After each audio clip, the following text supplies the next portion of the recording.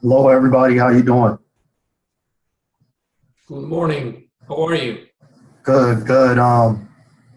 Unfortunately, I can't turn on my camera because if I flip my laptop on, Zoom crashes on me. So uh, you will see the little miniature picture of myself for this meeting, unfortunately. So, No problem. Good morning, um, everyone. Good hey, how morning, you Mark. doing? Good to see you all. Good to see you as well. So, I guess we can wait probably another 2 to 3 minutes for Professor Cook to come in. Um, Great. I've also asked, guys, I've just asked CJ Rue, he is our Chief Financial Officer, to join us. So I see he is going live now. all right. So really excited. We stole him from PwC. So he's an awesome financial Oh, manager. Obviously, this relates very much to his department as well. all right. So I think he's CJ. Hi there. Hi. Can you guys hear me? Your video, I think your camera lens might be a little bit. Yeah, maybe the clean. It looks Is that very. better? Wow, there he is, guys. There we go. So welcome, thanks, CJ. So just to orient CJ, as I've mentioned to you, this is the great team from Georgetown, the MSF team, and you can see Jose and Taylor and John, and I believe Prof. Cook is joining us. And Mhm. who else is on the team? I do forget. Sarah is in a meeting pertaining to her job this morning, so she is not able to make it. Okay. But we have, if she has any questions, this is being recorded, by the way. Okay, So if she has any questions, she'll watch the recording and then send an email to us, following up on that. So, okay, fantastic. Thank you. yep. We can probably wait another 2 minutes just for Professor Cook to come in, just to see if he comes in this morning or not. I do see somebody else on the call. I'm not sure who that is. Yeah, I'm not sure who that is as well. Who is on the phone? Hi, I think that's my phone number that's showing up. Oh, okay. Is this Because I Sarah? dialed in with my phone, and for some reason it's on its own screen. Sorry. Oh, okay. No, it's okay. It's okay. Oh, who's that on that call? Sorry, I didn't get your name. It's John. John is Oh. the number. Oh, okay. So Yeah. John, we can both see you, and so you've got two portfolios here. Yes, I don't know. Sorry, For some reason, I'm when not I hearing dial you in that with my well. phone- So go ahead. I'm sorry. I mean, for some reason when I dial in with my phone, it gets its own screen, so I'm not sure why it always does that. Sorry. Okay, no problem. Okay. All right. So I guess we can just start. Professor Cook will come in later on, I'm pretty sure. But let me share my screen so that we're all looking at the same thing here. Can you see my screen? Yep. Should be the statement of work. Okay, perfect. So thank you, Mark, for getting back to us with your changes on the statement of work. I think the thing that we want to do today is just if we have any questions on kind of, what you put down as, critical aspects or, your scope of work that you want to see with this. We could flesh those out today. My goal for the end of today is to get you back a signed copy from me. Because I'm the team leader, I would be the one that's signing off on it. So my goal is to send this to you by the end of the day today. Okay, great. So I guess my first question is, one of the, I have this up with the actual changes just to see what was added and subtracted. From our standpoint, are you, I guess this is more of I don't want to give away kind of what we were talking about on our end, but are you adverse to creating new partnerships with, bigger corporations? Are you comfortable with the partnerships that you currently have? How do you feel about that? No, thank you. Thanks, Taylor. I think when I saw that, and I'm not sure if everybody can see that line. I don't know if you can increase the size of the Word document there, Taylor, Yes. a little bit. If you can pop it up a little bit more, keep going. Go to page 2, yeah, and then just pop that up where it says create. There we go. Perfect. Yep. So it says create a strategic partnership with other charities. I thought maybe there was a misunderstanding. Our idea was to research how other charities are using social media to maximize, to increase individual donors, as well as how they are working to, mobilize, convert, and retain people that are interested into individual donors. So we are definitely interested in creating strategic partnerships with other corporates, no question. But I don't think another charity would necessarily say, hey, let's partner with you, and then some of our money goes to you. Right. You know what I mean? So I think maybe the word there is charities could be removed. And corporations could be actually, the word charity could be replaced with corporations. Okay. So I think maybe there was just a bit of misunderstanding because, as I said, the charities themselves, unfortunately, it's a fairly competitive environment. And I'm not sure other charities would be interested in partnering. Corporates, absolutely. And this is what we're finding with Walmart and KFC, is that what used to be, checkbook philanthropy, if you know what I mean. In other words, they write a check at the end of the year or beginning, and they go, hey, here, do something good, send us pictures. Now they realize that corporate social investment or corporate social responsibility is actually good for business. And it builds brand equity. It stimulates employee interest, involvement, engagement, retention. So there are a whole lot of reasons to partner with corporates. So maybe we could, again, we want to limit the scope of work to what you guys feel you can do. If you guys feel you can help us create strategic partnerships with other corporates. I mean, I know Jose is already signed up. He's ready to go. With this big bank, he's done. I mean, but you know what I mean? I'm not sure if that's what you guys feel you'll be able to achieve. If we said, okay, establish partnerships with 5 new corporates, I mean, we'd be thrilled, but you may feel, oof, that's in the next 2 months, that may not be doable. So if that makes sense. Okay. That's another question that I have for you.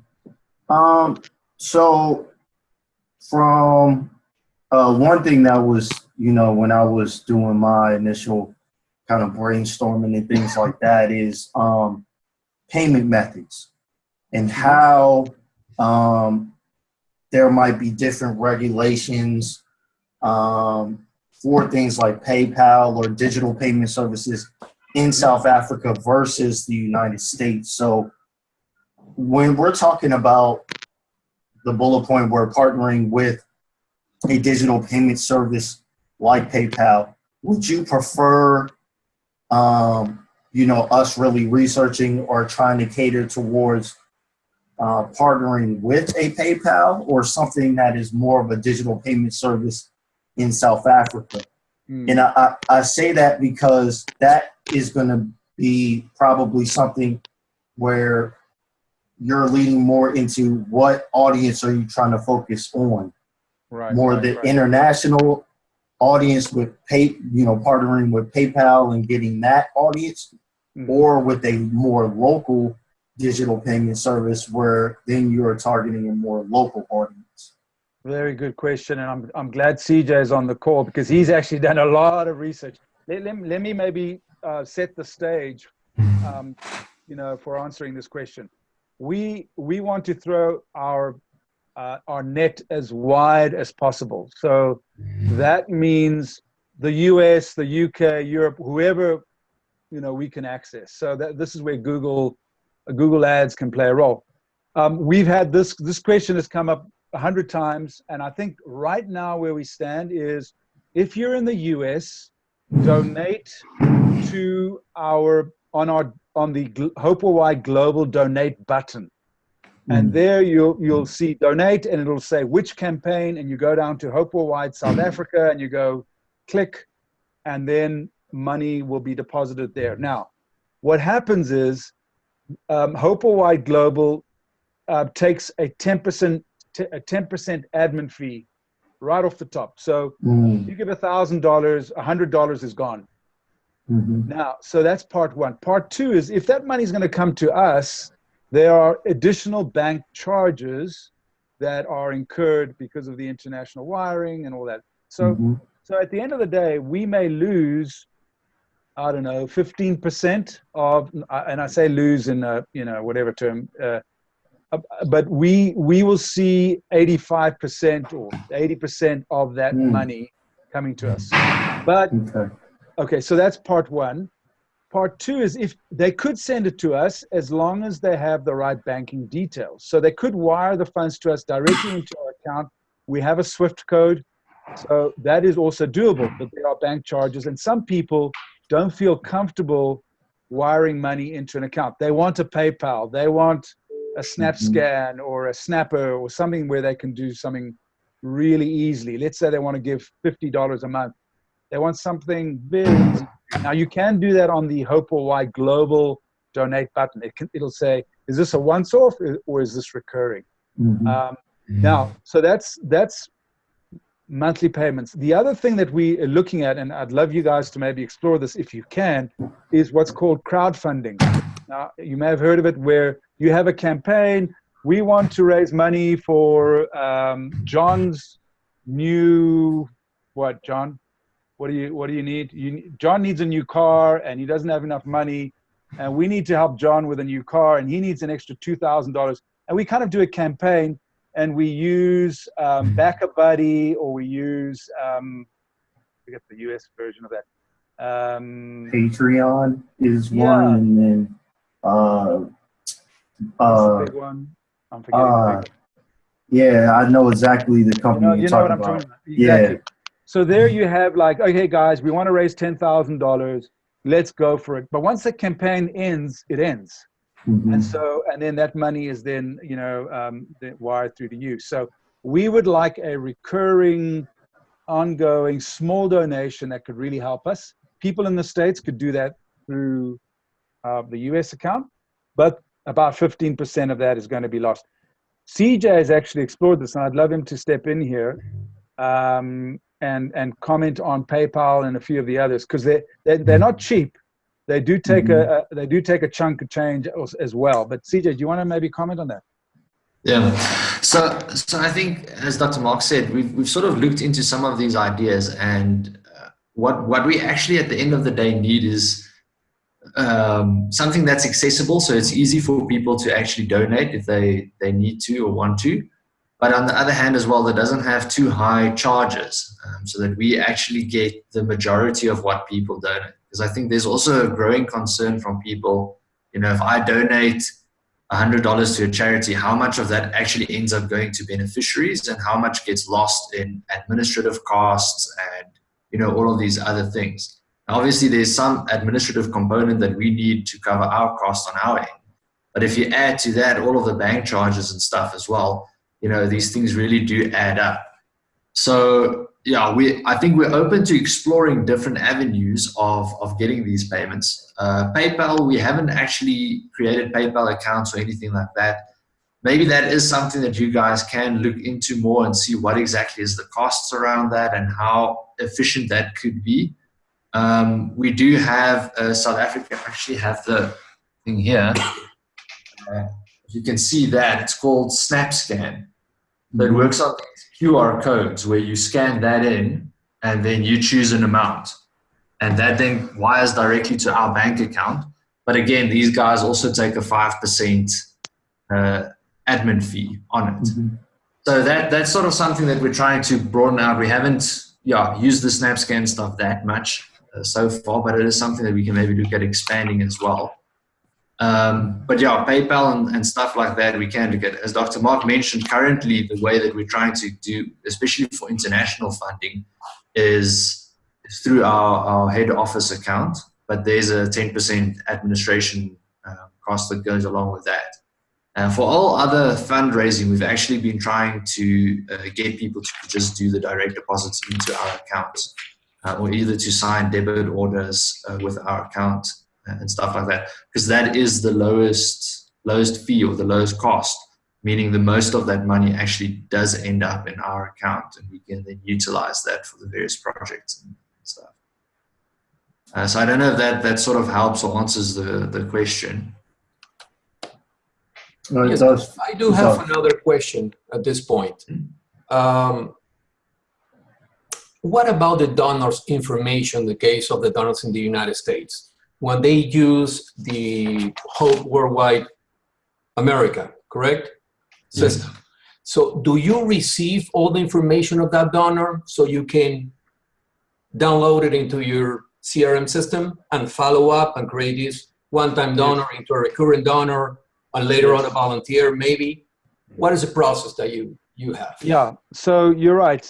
Thanks, Jose. Exactly right. I'm not sure what CRM they are using. I know we're just getting used to using Salesforce here, but they are using a CRM. I know our chief development officer, a guy called Russ Hargrove, has got a system where they are, once they've got their information, they will obviously initially, and very, promptly respond to the donation and say, thank you very much. But at some time, and I don't know what the time frame is, they may ask that donor, hey, would you be interested in either increasing your donation amount or becoming a regular donor? So, but Jose, if you could frame a question for me, I could reach out to Russ and ask him that very question. I'm not 100% sure how what the process is, but I could get that information. So what you have at this point is Salesforce not-for-profit, correct? Correct. That is and how's it working out for you at this moment? We have not really used it here in South Africa to its full potential at all. So what we do have, we have all our current donors under Hero for Hope on the Salesforce database. We have not even activated it in terms of regular emails. So that's still something that we have not operationalized. So we are working with Salesforce here. As you know, nonprofits get they get 10 free licenses and they get free training. But we struggled to get the trainer to come in and really guide us on this. So we are at about 20% capacity right now. This is in South Africa. In the US, they've got a whole other system that is a lot more effective. They've actually got dedicated resource. They've got a whole development team that is using their CRM, running it and making sure that above certain thresholds, donors are almost triaged. These are, platinum donors, these are gold, these are, and these are people we want to keep. But they give me a monthly report, and CJ, on who are our, local, who are their monthly donors, who are their once-off donors. But it hasn't been, significant. We've got a few donors. Maybe we raise 1,000 or 2 a month maximum, when we could be, raising a lot more through the US account. So you haven't used your CRM for a fundraising efforts at this point? Not in Johannesburg. Or marketing or community engagement, program management, nothing at all? No. Okay. Not in Johannesburg, correct. And the problem at this moment basically is because I use Salesforce. It's an extremely complicated and not user-friendly system. You know, it takes several months to really Oh, wow. grasp what it is. You know, and it's sometimes the sport is, you know, we receive 45 minutes training and it's not enough. No. Right. Yes. So yeah, you're absolutely right. I think we have literally scratched the surface on how to use it, what to do, and again, there's goodwill. This group wants to train us, but we haven't really. So you can stay for a week or two more after your time here and help us out. I No, wish I I'm did, serious. but unfortunately, No, I know. I'm pretty much at the same level that you. Yes. I hear you, but no, this is a need. I think we really want to try and start automating processes and becoming a lot more efficient. So I think that's, and they say all good fundraising, the most important thing about fundraising is keep your existing donors. That is goal number one. Goal number two is find new. But what you don't want to do is ignore your existing. They don't feel appreciated. They don't feel like they're updated. They don't know where their money's going to, like CJ says. So goal number one is make sure your existing donors, whether it's a $5 donor or a $50,000 donor, make sure they're happy, you know?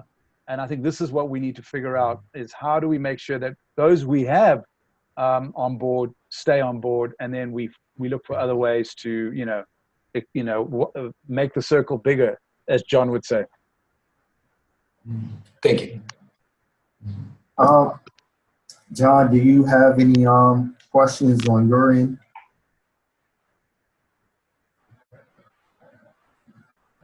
Hi. Okay. So I was thinking a lot of the things. Okay, I'm just writing everything down. Well, I had a similar question to what Jose was thinking. Okay, I'm wondering. So who are you doing banking with currently? So we Karen, go for it. sorry. All yours. So currently we actually recently opened a secondary bank account. So our primary banking is done through ABSA, which is one of the big banks in South Africa. And then we've recently opened another account at FNB, which is First National Bank. And that was primarily done for our work with government, because they sort of require a different bank account under different regulations and stuff. So we opened up our FNB account to sort of comply with all of their requirements so that we can get funding from them as well. So that's sort of the two that we're working through at the moment. Okay. Okay, and so when people are going to donate on the website to make a direct wire transfer, and the fees are taken out, is it because you guys are designated as the charge party for that transaction? Sorry, can you explain that a little bit more? Oh. I'm just wondering, would there be a way that you could put that the originator of the wire transfer could be charged with the wire fee, so you could avoid that? CJ, what?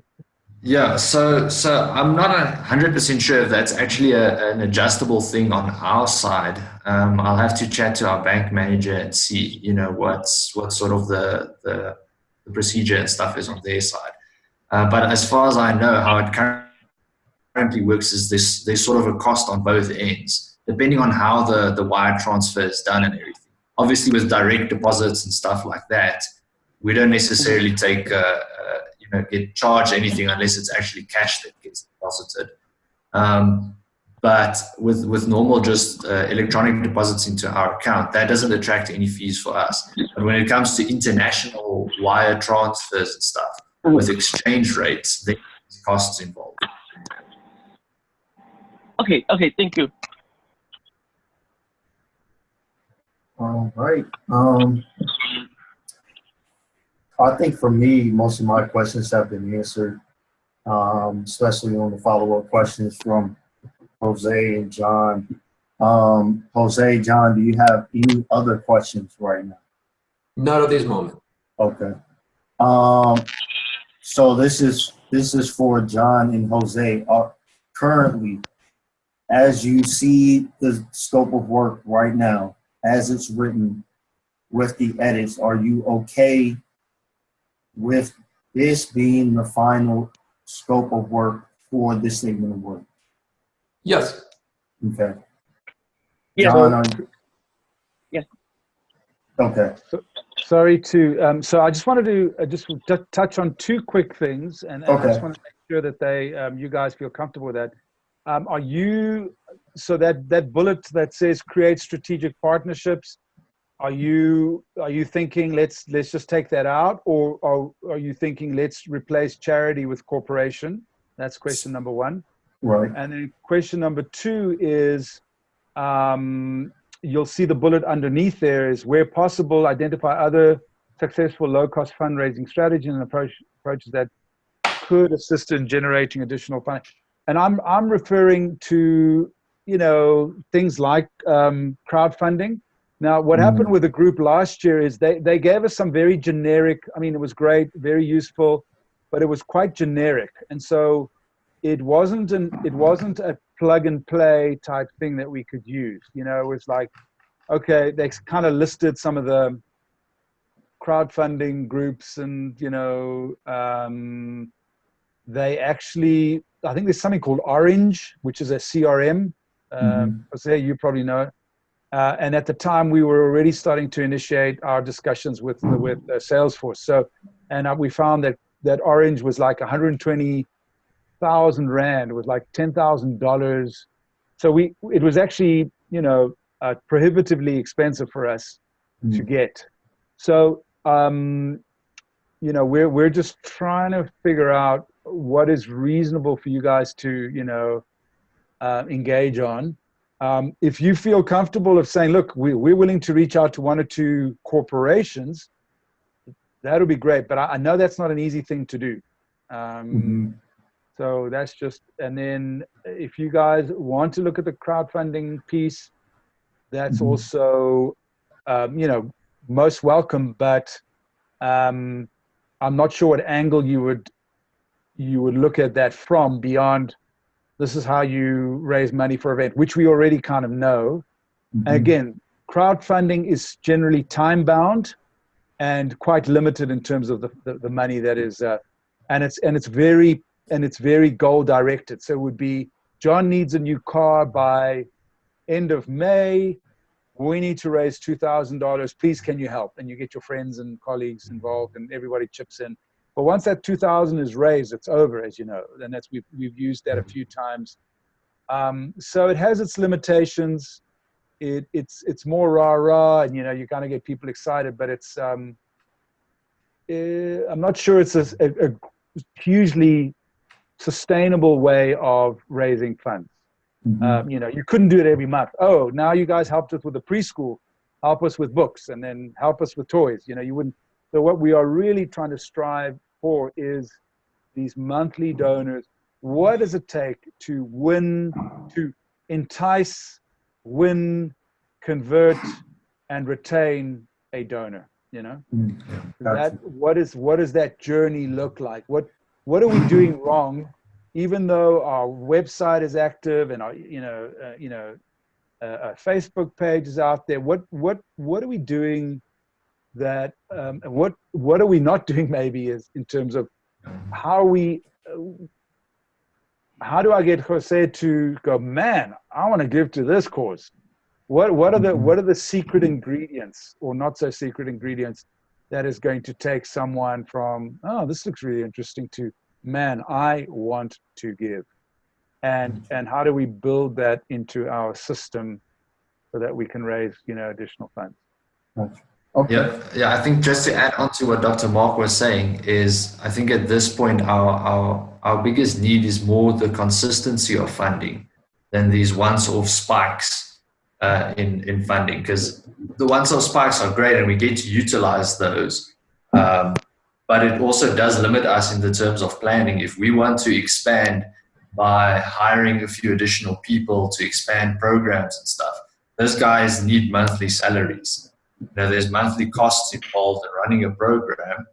And if we can't be sure of a stable monthly income coming from different funding sources, it's very difficult for us to enable, to do those expansions if we have these sort of ups and down spikes of intermediate donors. So I think that's sort of what we were aiming towards with, as we mentioned there on the last bullet point, I think the Heroes for Hope thing, which is more like a monthly debit order that we've been trying to get guys to sign up with, is to have that consistent, so we can know if we've got 100 guys signed up, each donating $100, we can bank on $1,000 a month and sort of work out a budget around that, which makes it much more easier for us to, plan what projects we can do within that budget and stuff. So it's more the consistency, I think. So as he said, retaining the donors that we currently have and growing that pool, but growing a consistent pool of donors, not one-off spikes. Okay, perfect. I think, Jose and John can probably correct me if I'm wrong here, but I think the creators, the create strategic partnerships with other corporations, that can actually be rolled into, where possible, identify successful other low-cost fundraising strategies, or the other bullet point, which is research other charities to identify and present on successful fundraising and communication strategies and tools that mobilize and retain monthly donors. I think, that creating these partnerships is rolled into one of those bullet points, if you get what I'm saying. So we can eliminate that bullet point, but it is entirely possible that when we are doing our presentation, that idea will come up in pertaining to one of the bullet points that you do have here. So awesome. I'm happy that we got clarity on what type of partnership you're looking for, not a partnership with another charity, but with a corporate partner. So that was good clarity that we got there. And Tanner, yes, sorry to interrupt. Just to add, I think we can even expand beyond corporations. Let's give you as an example.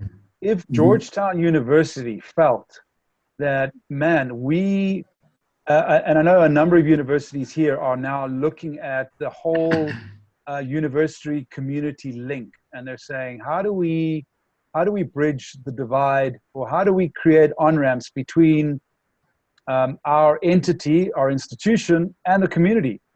And maybe, and again, I'm just giving you an example that could be looked at, but Georgetown says, you know what, guys, this is a partnership that we have with Hope Worldwide. Every year we've got students heading this way, and we would like to, beyond the student support, we would like to invest in early childhood development. And the way we're going to do that is, support the cause. And instead of making a monthly donation, we will give an annual donation. And, through the U.S. charity, which is a 501c3 charity, which has tax deduction status. So that might be an option. So what I'm saying is, beyond corporations, we could look at universities, or even,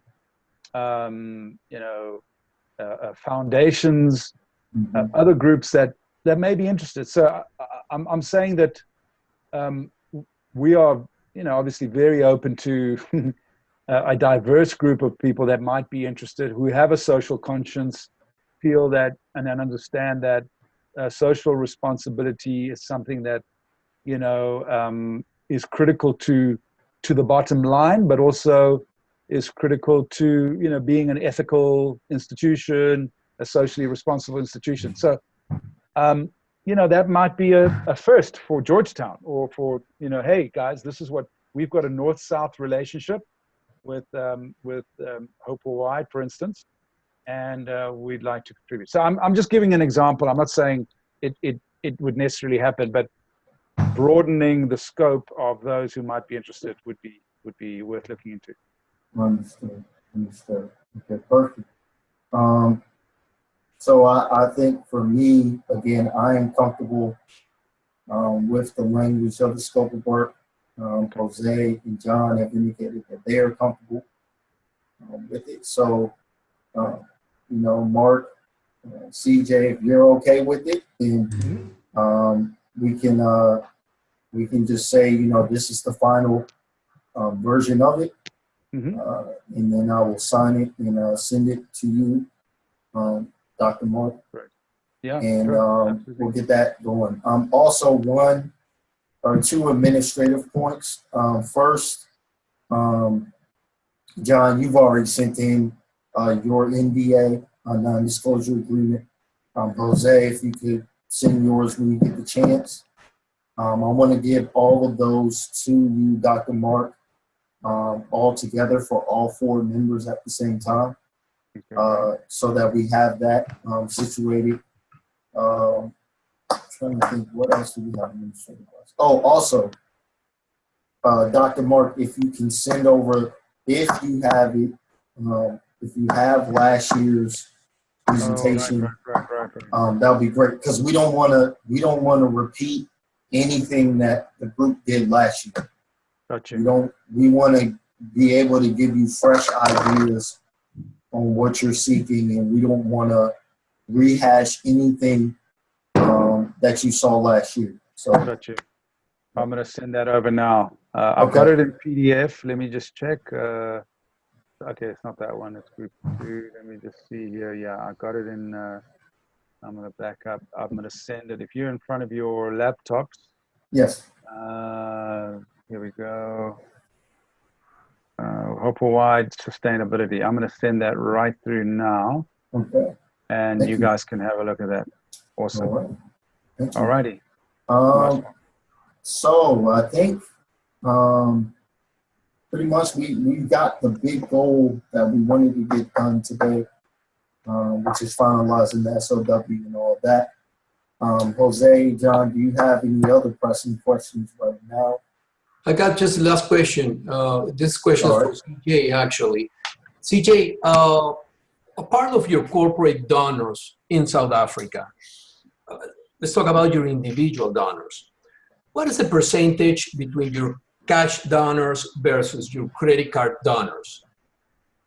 Cash donors are very small. We've got one particular project called HEN, which is the Hope ECD Network, which is pretty much a network of ECD centers. So they sort of have to pay an annual registration fee to become part of the network, and then they get certain benefits from that, like training on norms and standards and stuff like that. Because these are ECD centers in mostly, rural, informal settlements and stuff, a lot of these guys still prefer cash transactions. So they would physically go to the bank to deposit cash for their annual registration fee. So that's really the majority of cash transactions that we see happening. For all the rest, we really do only see electronic. So it's either direct card payments, direct electronic transfers, or debit orders that go through. Okay. Thank you.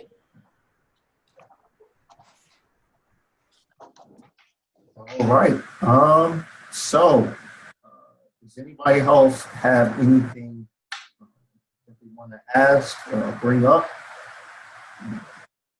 for this meeting? So just sorry, Taylor, just coming back to that bullet point, are you saying that you're going to change that to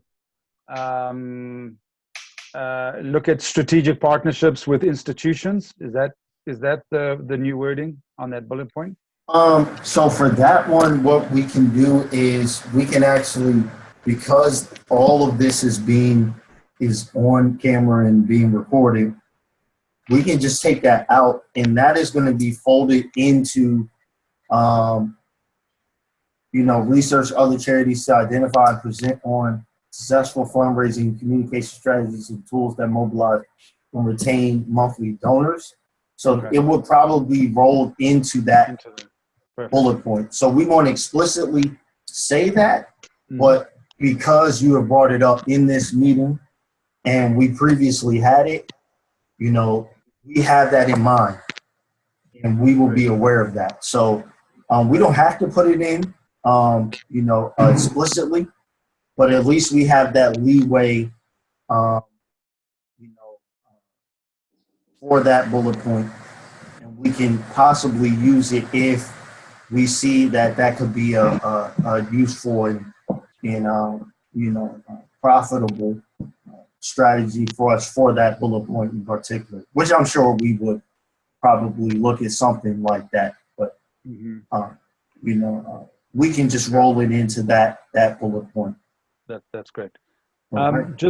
And if you can just double check your inbox, if I've sent presentation number 2. Yep. If you can have a look at that. That might be useful. Perfect. Yep, I see it.